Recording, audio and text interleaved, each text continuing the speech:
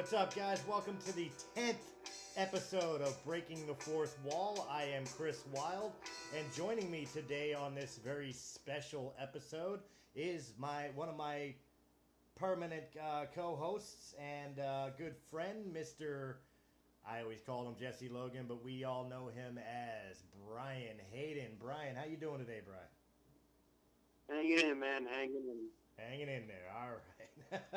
So yeah, hey, we made it to episode 10. 10 episodes down. And we've got a lot of shit to discuss. A lot of things we didn't get to discuss, like from the last couple episodes. One was because I was on my own. And then the other time, we never really got to finish our discussion with DC Lori, which would have allowed us to progress further into some of the things I wanted to talk about. Before we get into the extra special things about the the 10th episode, I want to go ahead and just address those real quick.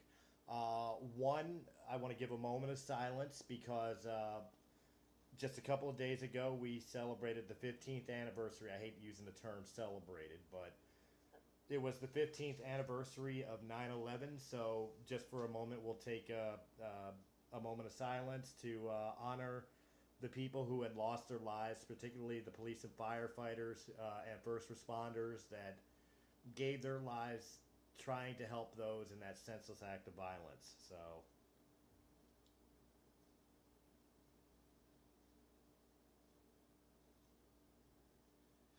all right, on that. Also, some more sad news that I haven't reported yet. I believe it was about a week and a half ago. Correct me if I'm wrong here, Brian, on this, but Hollywood had lost one of its greatest, at least in my opinion, one of their greatest comedic minds, in Mr. Gene Wilder, Mr. Willy Wonka, Mr. Waco Kid from Blazing Saddles, and Frederick Frankenstein from Young Frankenstein. Gene, how'd you react to the news? Very, very sad, very devastating. He was a hell of an actor, and from what I understand, a decent person. So, very, very saddening to hear. Absolutely. I cried. I cried a little. I was at work when I saw the news of it, and tears welled up because I mean he was kind of like a very pivotal part of my childhood. Like my mother introduced me to Mel Brooks, and the first movie I ever saw of Mel Brooks was History of the World Part 1, which Gene Wilder was not in. But after I saw History of the World Part 1 and fell in love with, Mel Brooks's style of comedy, my mother started introducing me to things like Young Frankenstein and Blazing Saddles. And I think it was after that I actually saw Willy Wonka and the Chocolate Factory, and I recognized the genius of the guy, and I really put him as a part of my childhood, my upbringing. It really devastated me, but at the same time, I mean, he was suffering some, at least at this point, I don't know, some undisclosed illnesses that he wasn't letting people know about because he didn't want to have people worry about him. And on the positive note, he's finally back making people laugh with Gilda Ragnar. So I mean, it's a great loss to us, but at least he's no longer in pain. And we here at Breaking the Fourth Wall definitely want to send out our condolences to the Wilder family and friends. He will be missed. He was very much loved. And quite honestly, let's be honest. 2016 has just been rough on celebrity deaths. Just God, this year has not let up on who they keep taking away from us. Am I wrong in that? No, not at all. I mean, they say it comes in threes, but it seems like those threes keep multiplying. Oh, it's terrible. But we enough about the sad news. On more upscale things, again, this is our 10th episode. Nobody thought, especially myself, that Breaking the Fourth Wall would have gone this long. I mean, when we originally came up with the concept, it was an idea to to kind of push ahead with the American Pop Culture magazine idea ran by DC Laurie, and that we would be a more adult content of it, but an offshoot of it, really as a promotion for America's pop culture. When I discussed the idea with Mike Thorne and with you, I had stated that this would be a trial run. We would do a couple episodes, see how it went. If it took off, then great. If not, then no harm, no foul. We gave it a shot. I honestly never thought we'd see number 10. And with number 10, I've been racking my brain all day while I was at work on what we could discuss. Because let's be honest. I mean, we're not so much like a critique show for pop culture. It's like a lot of guys on YouTube or whatever are. We're more. We just talk about shit. We're a bunch of guys that like to sit around and talk about movies and music and video games and shit like that. And one of the first topics I thought about we could talk about is obviously about video games. Was going to be how much bullshit do we think it is nowadays with the advent of the DLC? The downloadable content instead of back in the day from Nintendo blah, through up to the days of the PS3 and the 360 where they introduced the DLC where you paid your money for your game and you got your game. Now they seem to want to make you pay the $60 for the game, and then they want you to pay another $50 to buy all the downloadable bullshit. That was one topic we could discuss. Another one I thought we could do in honor of our 10th anniversary. Anniversary. Our 10th episode. 10th anniversary. Man, time has flown. We could discuss maybe do a top 10. Maybe top 10, our top 10 choices for music, or top 10 choices for movies, or, top 10 choices for video games. And really kind of let people more know about us and why we base our opinions the way we do, because let's face it, we're a sum of our experiences. We're also a sum of what attracted us to this lifestyle and interest in this type of culture anyway. So Brian, which one do you want to discuss, or should we just do both? Let's do both, because I don't really have tens. I just have tens in a particular order. Okay, well, I mean, it doesn't have to necessarily be like number 10, number 9, number 8, number 7, but we could discuss it at length, and let our listeners really get to know more about us and what makes us tick. I mean, we're by no means like an expert on anything, okay? I'm probably the world's worst Call of Duty player, so to say I know everything there is to know about first-person shooters would be a lie. But I know what I know, and I just give you my opinion of it. Same as Brian here. Perfect example, Brian and I were both professional wrestlers. Brian still is, to my knowledge.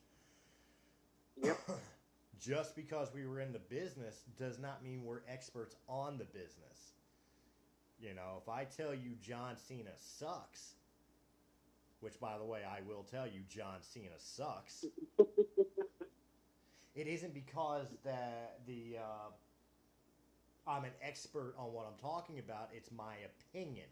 And I will give you what I consider to be fact anyway, on why my opinion is the way it is. But that doesn't necessarily mean that you have to agree with me. It's not written in stone. It's not the Ten Commandments. So I just want to make that abundantly clear. When you're listening to our podcast, Breaking the Fourth Wall is us having a conversation, bringing that conversation to you guys, and inviting you guys to want to be a part of the conversation. That's really all Fourth Wall is. We just choose to have our conversations about pop culture stuff. There may be an episode where we just sit here and talk about our day. You don't know. We don't know. That's the beauty of it. There's no script. There's nothing that says we have to discuss this, that, or the other. So,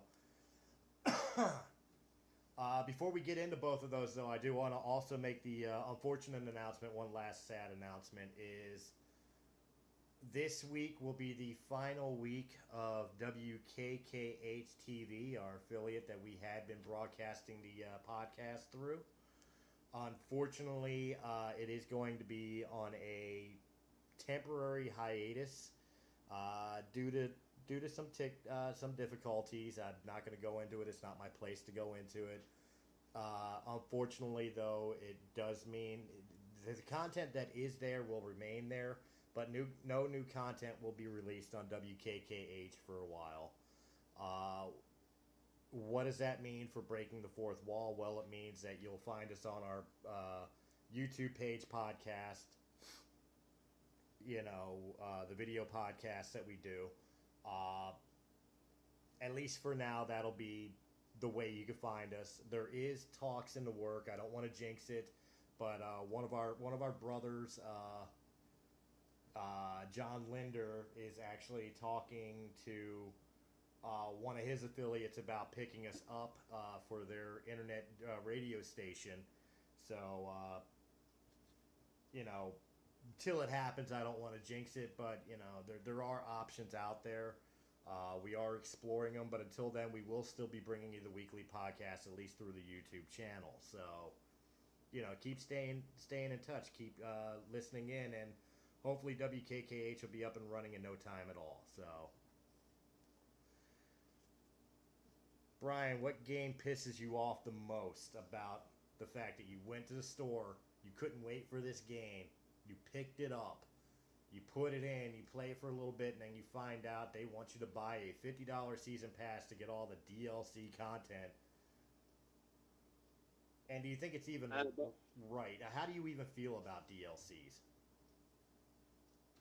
Personally, I think it's stupid. We used to spend our hard-earned money, $60, for a full-price game, and now it seems like they're purposely taking stuff out of the game just to charge you more. It's ridiculous. Like, the WWE Day game, I get it every year. I spend $60 on the game, and then they want $20. Oh, you want the rest of the roster? Well, that's going to cost extra. See, I kind of thought of this because I'm a big Fallout fan. Okay, the game series Fallout, and I did buy the season pass for Fallout 4 because I wanted all the DLC. Now, Fallout is a complete game. I can get 99 plus hours out of the vanilla game and be fine with it. But from Fallout 3 on through,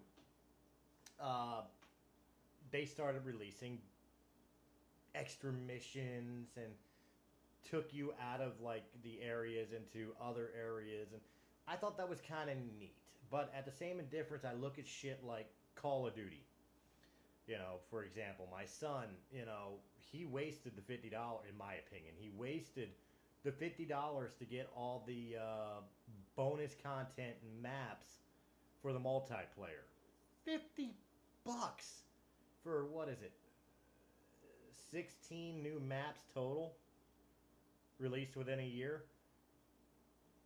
But it's disgusting, and then by the time you get it all, the new game's coming out, so you got to do it all over again. Exactly, and that got me in its own right thinking. I mean, I only paid $30 for the season pass for Fallout 4, not terrible, but the DLCs were kind of bad on Fallout 4. In Fallout 3 and Fallout New Vegas, you got 4 or 5 DLCs that were extensions of the game. They really were. They gave you a good couple hours of new gameplay and new areas with new quests, and they rewarded you with some brand new types of weapons or armor, or whatever the case may be.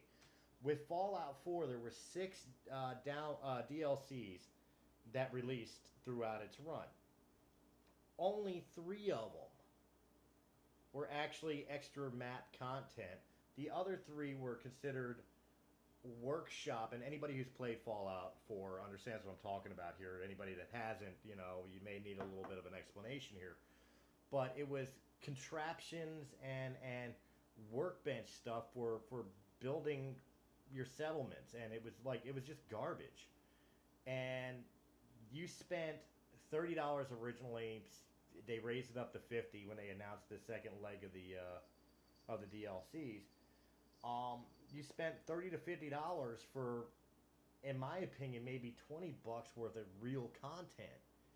And that really got me thinking, and it got me pissed off, and it got me thinking of, like, what happened to the days when a game system would release a game, or a game company would release a game, and it was complete when they fucking released it. You paid your $40-$50 for Super Mario Brothers, and you got all the levels of Super Mario Brothers. You didn't need to download any extra content. The extra content would be Mario Brothers 2. When did the game industry become so greedy that it required you to not only pay $60 for the base game, but another $50 for all the extra shit, so you can actually have the complete game, where you wind up spending almost $120 on one game. And that's if it's not buggy. Yeah, that's another one too. I mean, again, I deal with it mostly with Fallout 3, but I mean, it happens in other games too. Ever since the advent of like online play, or having your game systems constantly online, patches and patches and patches. It's like, why are you releasing the game without it being completed to begin with, that you have to do all these patches every couple weeks? And the patches, sometimes the patches don't work. They actually make the game fucking worse. And yet I paid $120 for this. Am I right or wrong in that, No, you're right. I can't remember the name of the game off the top of my head. I remember there was a game where they released a patch, and it made one of the unlockables unobtainable just in the patch. I've had a couple of games like that. I've had a game. I think it was. I want to say it was Oblivion, Elder Scrolls 4, and I remember, like, I had this specialty weapon. It was a rare in the game. It was in the base game, but it was a rare in the game. I fought like hell to find it. I got it. I was happy with it. And then they did a freaking update on my 360, because I was playing it on the 360 at the time. And the patch update erased the weapon. It was gone. Wow. It was gone. I spent all that time and effort trying to find this weapon. Got the weapon, felt like, have you ever seen the Big Bang Theory episode where in the beginning they're all sitting there playing World of Warcraft, and they get the Sword of Azeroth, and they decide to sell it off on fucking eBay or whatever? The joke of it. That's kind of how I felt. Like, I have the Sword of blah, blah, blah, yeah, and all of a sudden it was just gone. It was just, and there was no explanation behind it. No apologies from Bethesda Studios and ZeniMax, which are the companies that produce the Elder Scrolls. They never did another patch to bring that weapon back. As far as I know, that weapon's been erased from the game with no explanations on why. And I hate that. I hate... I don't know, maybe I'm old. What are the pros of DLC? Give me some of your ideas of what makes DLC even worth doing or paying for, instead of just having it included with the game when you buy it when it releases. Honestly, if you want my honest opinion, I don't see any advantage to it. It's nothing but a money grab. When DLC first came out, it really wasn't. You get some incentive. Sometimes you get a free download, which is really cool. But now it just seems like the companies have DLC completely in mind, just to take more and more money from it. Okay, so you're right there with me. I mean, you remember the days of the original Xbox, the original PS2, and all that were offline game systems. I mean, I know the Xbox and the PS2 kind of first introduced online, but it was very rare format. It wasn't until the following gen that they actually really put in the online connections. So we'll say the original Xbox and PS2 and GameCube on back to Atari. You think those were the better ideas in the sense that when you bought a game, that was the game. It was done. It was complete. Any additional content, you'll just have to wait till the sequel, and they'll add it into the sequel. Yep. Well, we're making this conversation pretty easy here. guys, guys, leave your comments below. What do you think is the pros of downloadable content? And do you think it's right that we should be charged so much extra for this downloadable content after we've already paid for the base game as it is, and especially with as expensive as things like video games are nowadays? And I'm not just talking to the parents, because of course the parents are going to be like, yeah, it's too fucking much money. I know, I'm one of the parents. But I want to hear from the kids too, the teenagers and stuff like that, why do you think this is so good? And is there a way that they could, quite honestly, I think personally I'd be fine with the DLC if they improved the DLC, if they really, really made it worth my while. 16 maps on Call of Duty that I'm lucky to see maybe once a game experience, not worth $50 to me. $30 for 3 out of 6 DLCs that actually enhanced my experience of Fallout 4. Not really worth it to me. But if it actually enhanced my experience in some way, shape, or form,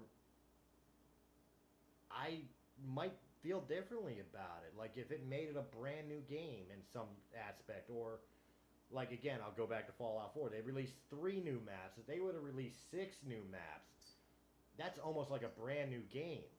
I'd be content with that. That's almost like a brand new game that I downloaded. I'd be okay with that. But just the way DLCs are set up nowadays, it's a scam. It's a scam to grab as much money out of you as they possibly can. My opinion. I want to hear somebody else's opinion. So leave a comment. Tell us what you think. And we'll read your comments on air next week. Got no problem with that. All right. Moving on, unless you got anything else you want to add to that. Nah, that's about it. All right. Moving on. Top 10. It is our 10th episode, so let's go ahead and do some top 10s here. No particular order, just, your top 10, the things that come to your mind the most. We'll do it in all categories here. We'll start off, since we're in video games right now, we'll start off with video games. Bri, what is your top 10 video games? We're better yet, no, you know what? It's a top 10, but we only got like a half hour left of the show. Let's make it top 3. It makes it a little easier to deal with. Top 3 video games? Yeah, what is your top 3 video games? Does not have to be modern games. Definitely Super Mario Brothers, Grand Theft Auto, and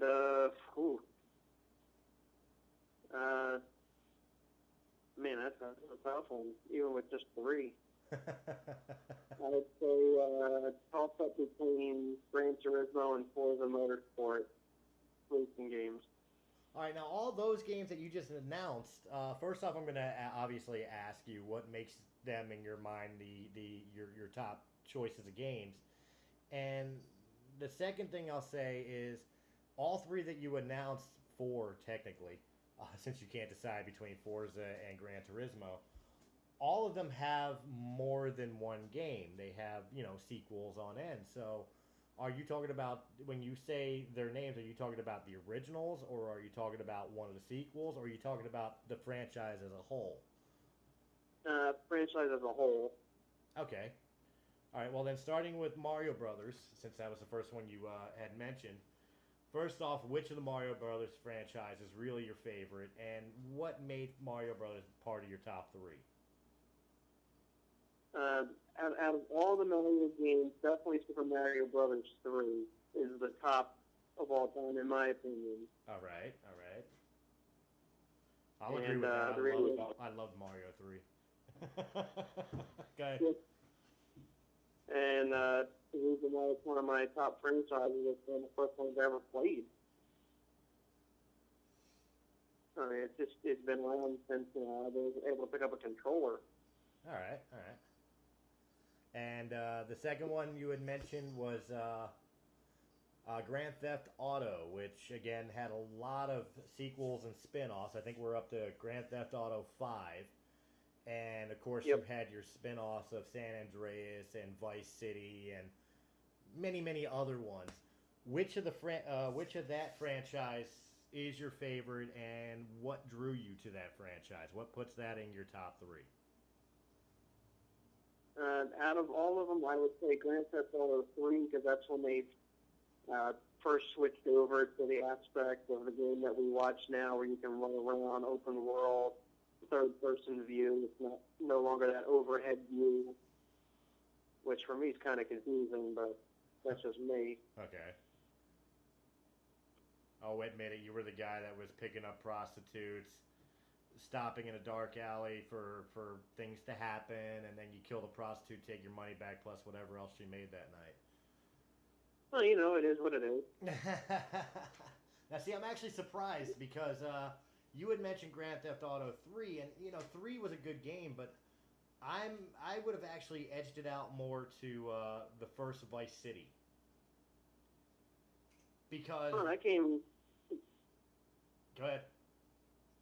Oh, that game has merit too. I was just saying that 3 is when they first switched to the perspective that we know it to have now, so that's why it's definitely my favorite. Okay. Well, and again, it's a personal opinion. I liked Grand Theft Auto 3. I didn't care for 4. I really have never played 5. I have it for 360. I've never popped it in. I don't have it for the Xbox One yet. I intend to get it for the Xbox One so I can actually do the online and shit, with people who actually play as opposed to 360, which like nobody plays anymore. The only reason I have it for 360, my girl picked it up for herself, and she only owns a 360. But I don't know. I would have personal preference. I would have given it to Vice City because I think Vice City had like the better story.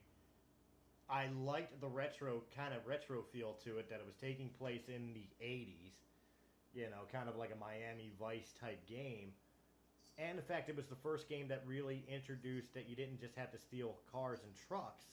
You could actually take motorcycles or scooters or, I think that was the first one where you actually hijacked a helicopter. And I felt it gave more variety to your gaming experience of playing that open world criminal syndicate game. But again, that was my personal opinion. Uh, your number one. Have you decided yet between Gran Turismo and Forza? No, only for the reason that Gran Turismo is exclusive to PlayStation and Forza is exclusive to Xbox. So essentially, it's the same game just for different systems. All right, all right. Well, then I'll save you the grief on which one of the franchises. The question I asked on the other two. Real quick, I'll run through, I guess, my top three. My top three video games. In order, first and foremost has to be the Fallout franchise, particularly Fallout 3. Fallout 3 was the first game of the franchise that Bethesda, after buying the franchise off of Interplay, changed it from a turn-based strategy computer game into a first-person action RPG shooter, and really made it an open-world experience. I absolutely love the Fallout franchise. I spend hours at a time playing playing the games. I still play Fallout 3. I still play Fallout New Vegas. I'm still playing Fallout 4, even though I just bitched about its DLC. Um, just a great, great franchise. I'd have to give number two spot just slightly above Fallout there. I think I've got to give it to. See, number two is the hard one because there's been so many games that I've played. I'm not exactly. I think I'll just have to go and give it to Mario Brothers. Like you, I'll give Mario Brothers number two. No, not Mario Brothers. Mega Man, particularly Mega Man 2.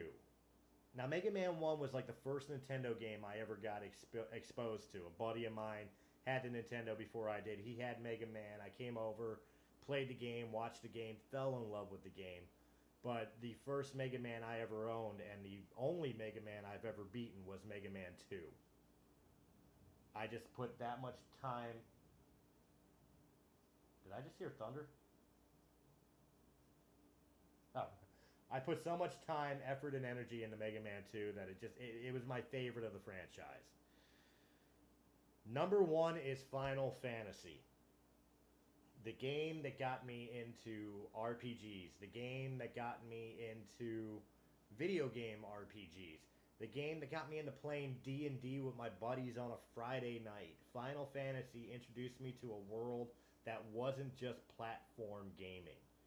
And I want to give my reasons for my top one to the original Final Fantasy 1, simply because, like I said, that's the one that introduced me into everything and really expanded my world and my experiences when it comes to gaming. But I've got to give it to Final Fantasy 7. To this day, it's still got the best story. It is the most recognized game. The storyline in the game was so immersive. The game mechanics were just beautiful. Final Fantasy 7 is the reason I will buy a PlayStation 4.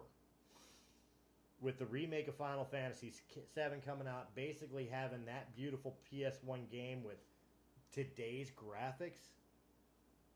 Oh God, yes, I'll be playing that forever. So number one's got to be Final Fantasy.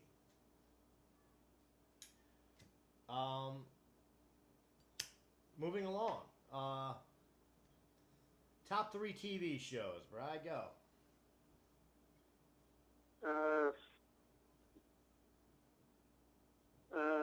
Well, you go first. Give me a second to think. All right. Well, as surprising as it is, my top three. Now, it's hard to say because I could go all time, but really my top three TV shows, the shows that I absolutely love and I watch religiously, and like I said, I think that one would be easier as a top 10 because there's so many shows I do love and still love to this day.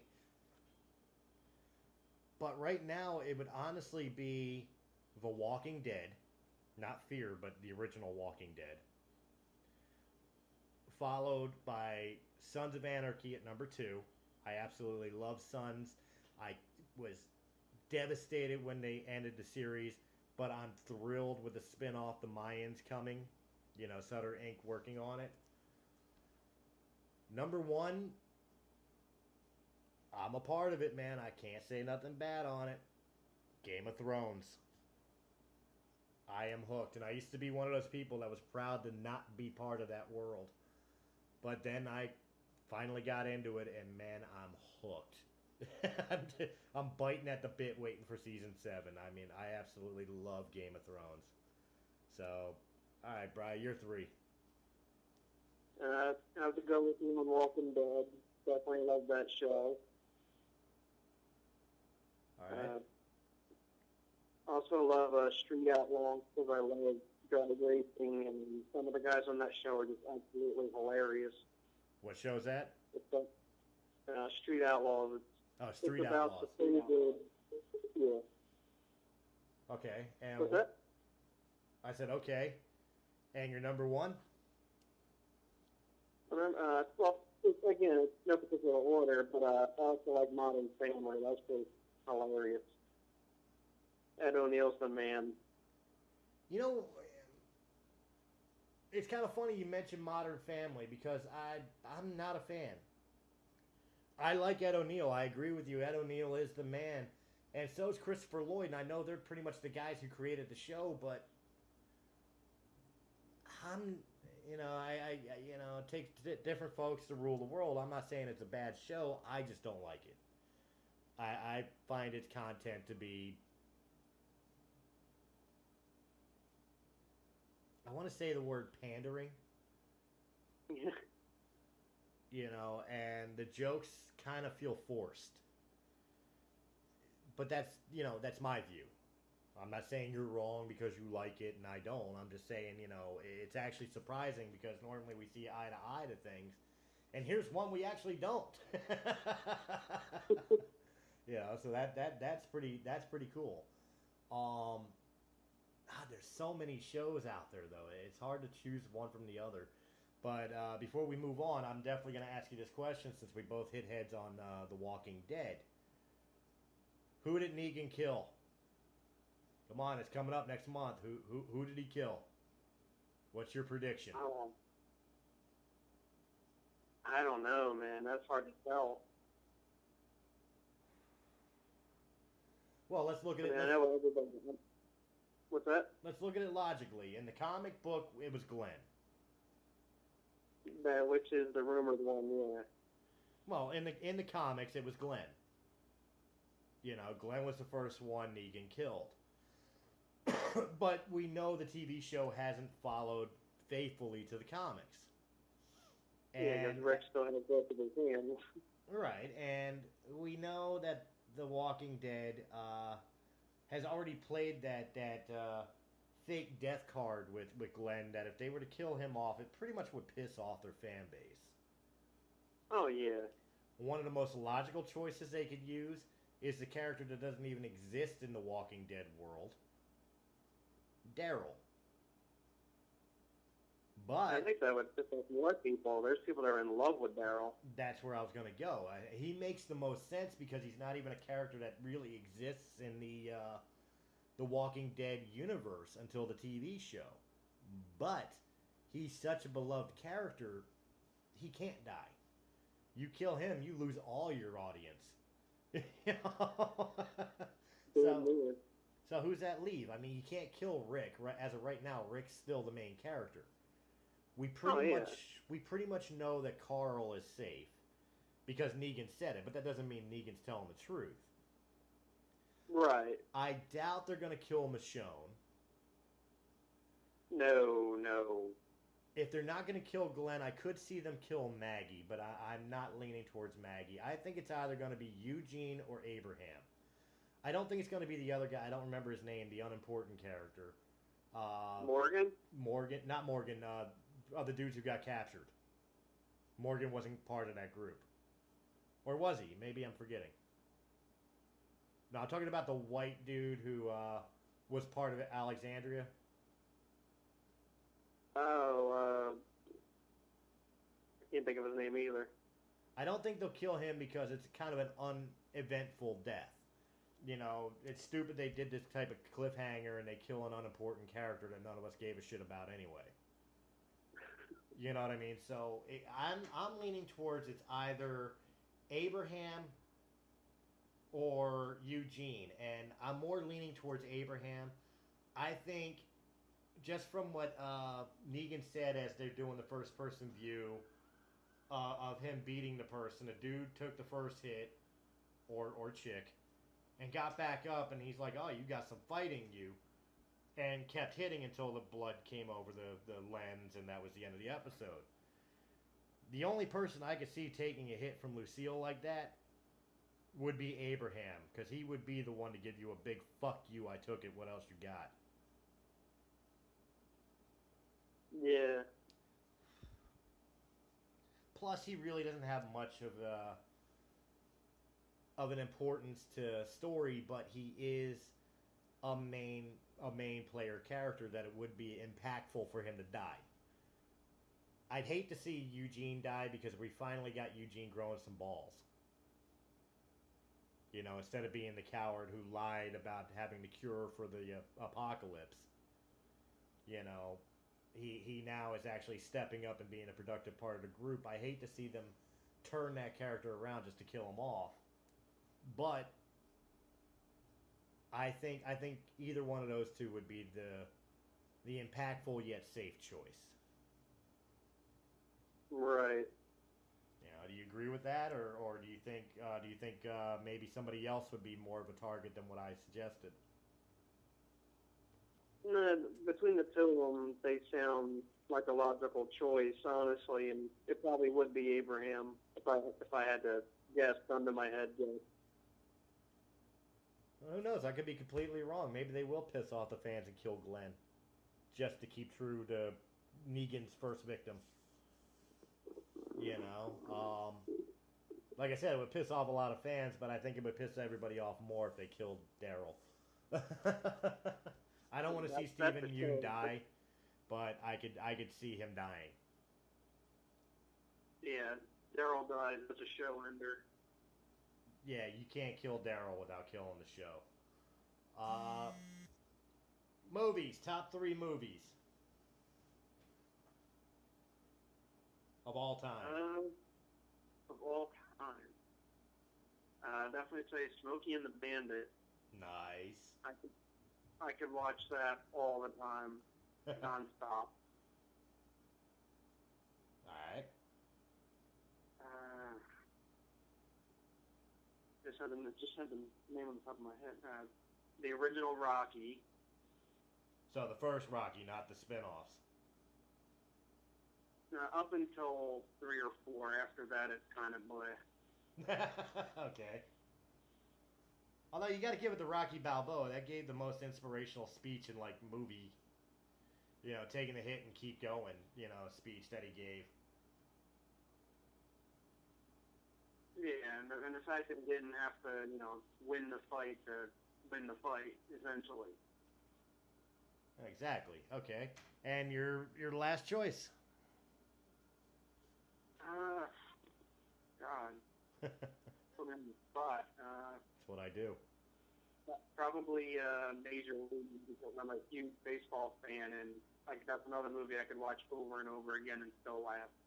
Well, again, that's another franchise one. Which one's your number one choice of it? The first, the second? The original. The original? The second was good, but not as good as the first. Now, are you one of those people that like the Major League movies, but don't necessarily consider the third one? You know, where they went back to the minors and it was Scott Bakula from Quantum Leap and Star Trek Enterprise instead of Charlie Sheen and Tom Berenger. Yeah, that one I just pretend doesn't exist. All right. Let's see. God, movies.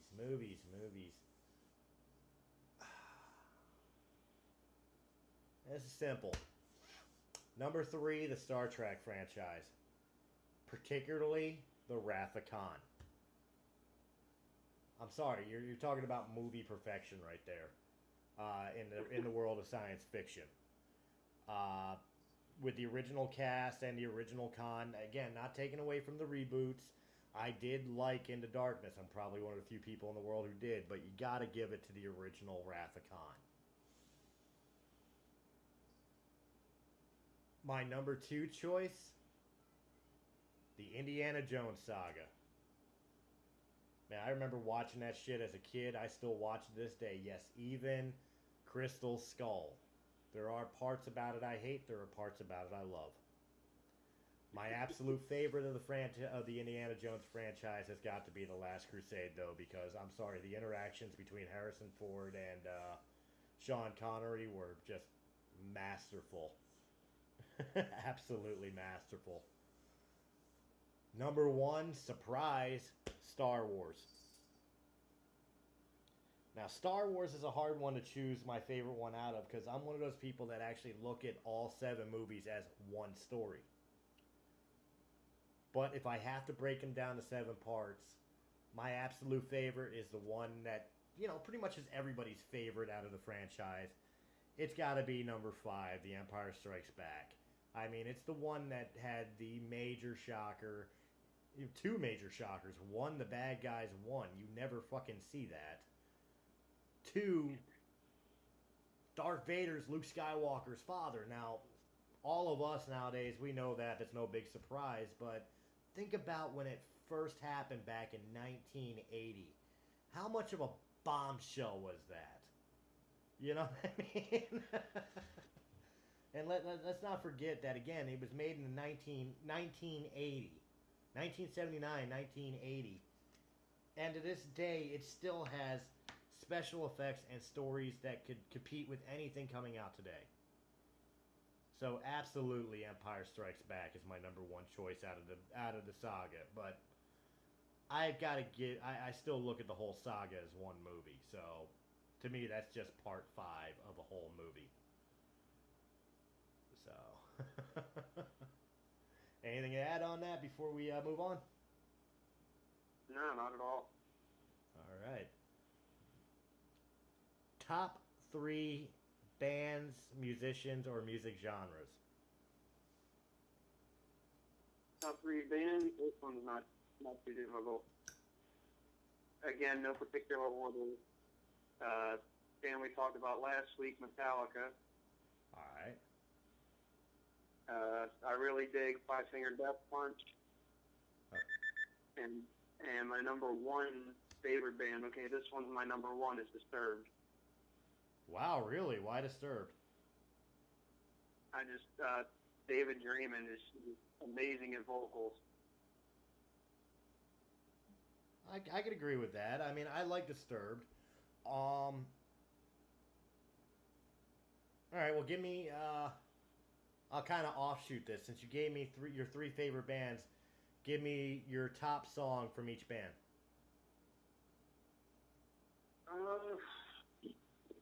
Metallica would be Fuel, because, like I said last week,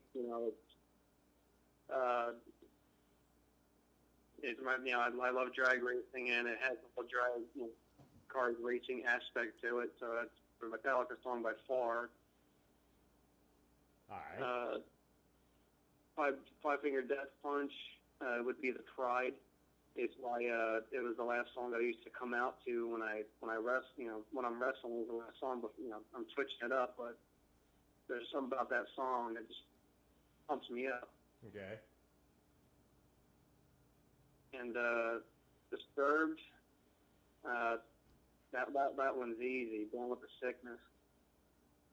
Okay, so you went hard for all 3 of the songs. Okay. Well, it's kind of funny because with Disturbed, they're not going to be in my top 3. I like the band, but they're not in my top 3. One of my favorite songs from Disturbed is actually The Darkness off of the Believe album. Just because it was such a contrast to everything they had done up until that point. And it was like one of the first songs that really showcased David Draymond's like singing ability, not just his vocalizing or making weird noises, but the fact that this guy really can sing and sing well. Which, if you ever doubted it, just go on YouTube right now or turn on the radio station and hear their rendition of Sound of Silence. It's an absolutely beautiful, haunting rendition, really showcasing the type of pipes and singing that David Draymond can do. It's in my opinion, it's absolutely masterful. My top 3, number 1, obviously. I'm sorry. Number 3, 9 Inch Nails. Number 2 would be Metallica. Number 1, complete contrast to everything else, The Doors. I absolutely worship Jim Morrison. As a musician, he is, to me, a god with lyrics. And, if I ever can achieve a 10th lyrically of what he could do, I would consider myself a major success. Top songs from 9 Inch Nails. I actually love the song Terrible Lie off of the Pretty Hate Machine, their first album from Nine Inch Nails, which is the second track for anybody who knows the album but may not be familiar with which song it is. I just really resonated with that song. For Metallica, we discussed it last week. The Thing That Should Not Be. It's just the heaviest song in the existence of songs. It's makes me want to break shit every time I hear it. I love it so much. And The Doors. To me, a lot of people in this world would say, as a musician, you want to achieve your Sgt. Pepper. Or as a songwriter, you want to achieve your Led Zeppelin Stairway to Heaven. Great songs, great albums. But to me, the pinnacle of songwriting is The Doors' The End. Just how haunting that song is, and yet how beautiful the lyrics are. And it really showcased how Jim had the ability to hide meaning within meaning within meaning in that song, in his songs, but particularly that song, so well that good luck ever figuring out what he meant in the song, but you would be able to find your own connection and your own meaning within the lyrics he wrote. You know, so absolutely, he was definitely one of those gone too soon guys. But I mean, we could have a conversation about some of these guys like Jim Morrison or Jimi Hendrix or Kurt Cobain or Janis Joplin, which, you know, music legends and were great musicians. But had they survived past 27, which is haunting since all of them died at pretty much the same age, would they still be the legends they are now had they survived and lived on and continued to write and perform? Would it have added to it? Would it have taken it away? I mean, we could have a show just on that. Oh, absolutely. Well, what do you think? Do you think they would improve and musicians like that improve and build their legacy, or would they become the has-beens and kind of burn out their own fame? No, not at all. Not with the names you just mentioned. Yeah, you know, I mean, you can argue the point in any genre. I named rock and roll guys, but we could even talk about people like Biggie Smalls and Tupac Shakur. We could talk about shit. I mean, he's kind of the prime example of somebody who never killed his own acclaim, even though a lot of shit in his background damn near tried to. You know, we could talk about like Michael Jackson, you know, or shit, how about some people that did live past their prime yet still kept their legacy, like Frank Sinatra, you know. In a world that shouldn't have given a shit about big lounge act music, they still survived. You know, so I mean, it really is however you view it, you know. Yeah. But I think on that note, we're going to go ahead and wrap this up. I want to thank again Brian for joining me for this one. Next week, episode 11, we hopefully will have a full panel, and I'm going to collect up some actual entertainment news, and I think we'll actually attempt to do a news report. Yeah, we'll try something different and new. So that's our homework for today, everybody, or this week, everybody. Find some shit to report on, you know, that we could discuss. So till then, make sure you like this video, because it is going to be a video. Comment, subscribe, share it. Let your friends and family hear us. And we'll catch you next week. Brian, thank you very much. Anything you want to add before we cut off? Not really. Just thank everybody for listening, and have a good weekend. All right. Thank you again for bringing us into your home or your computer screen or whatever else for the past 10 weeks. And we look forward to many, many more with you. Have a good night.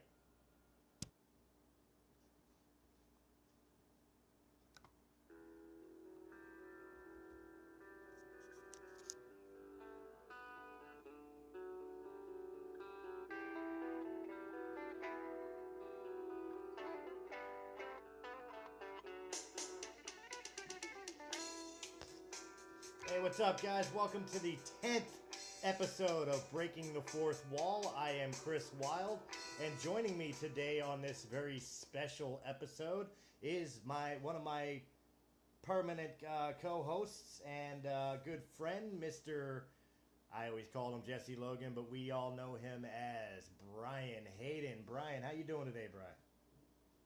Hanging in, man, hanging in. Hanging in there, all right. So yeah, hey, we made it to episode 10. 10 episodes down. And we've got a lot of shit to discuss. A lot of things we didn't get to discuss, like from the last couple episodes. One was because I was on my own. And then the other time, we never really got to finish our discussion with DC Lori, which would have allowed us to progress further into some of the things I wanted to talk about. Before we get into the extra special things about the the 10th episode, I want to go ahead and just address those real quick. One, I want to give a moment of silence because just a couple of days ago we celebrated the 15th anniversary. I hate using the term celebrated, but it was the 15th anniversary of 9/11. So just for a moment, we'll take a moment of silence to honor the people who had lost their lives, particularly the police and firefighters and first responders that gave their lives trying to help those in that senseless act of violence. So,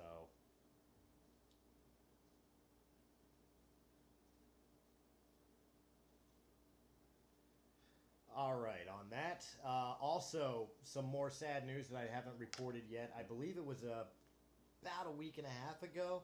Correct me if I'm wrong here, Brian, on this, but Hollywood had lost one of its greatest, at least in my opinion, one of their greatest comedic minds, in Mr. Gene Wilder, Mr. Willy Wonka, Mr.